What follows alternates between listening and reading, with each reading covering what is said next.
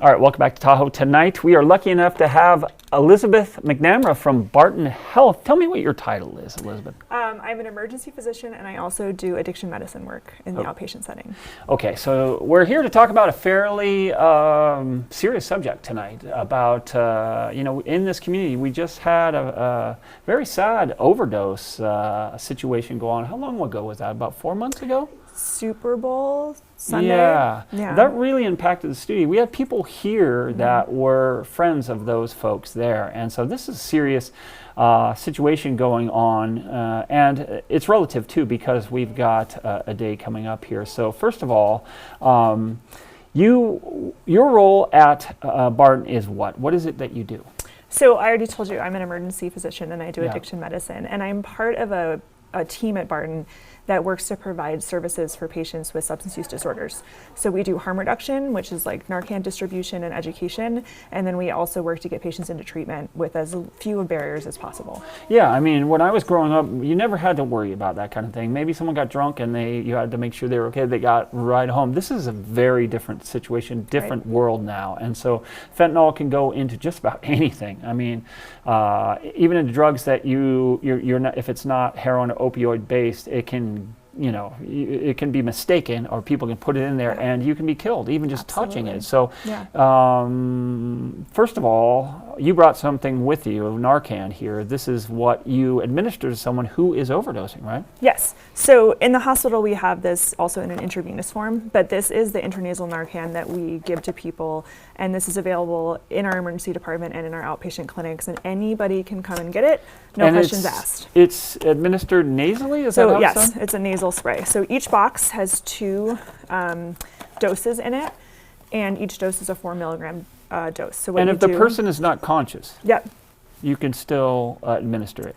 Yes. So if somebody is not conscious and not breathing, that is a situation in which you would immediately start CPR, and Narcan would probably not be the first thing. But if somebody is unconscious and breathing and you have reason to believe that they overdosed, this is what you would give them. And it won't hurt somebody who hasn't had an overdose, so there's no harm to trying. So what you would do is you open the package. There are instructions if you need to read directions. But what you do is you insert it into the person's nose, okay? And then I'm not going to spray it, but you press down the plunger. It actually has kind of an impressive spray.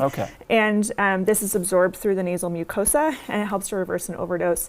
The number one goal being to restore normal breathing. That's right. After you administer this, you immediately call 911. I understand that, because I understand that if it was a strong enough dose, they can also, even after the Narcan revives them, they can still go back into that. Now, August 31st is Overdose Awareness.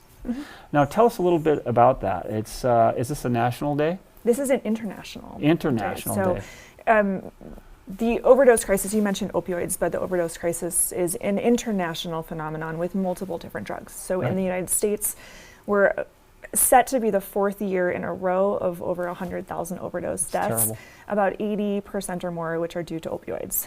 The others can be due to multiple different substances, stimulants, etc. What we're obviously focusing on here is opioids. And so International Overdose Awareness Day is, we're going to have an event where we have community partners come and we talk about treatment services and we talk about what we have available in our area to help people. I could sit here and talk to you all day about this. We're running out of time. So tell us about the event, when's and where's, and how people can check it out. Yeah, so it's at Bijou Park from 10 to 12, and anybody is welcome to come.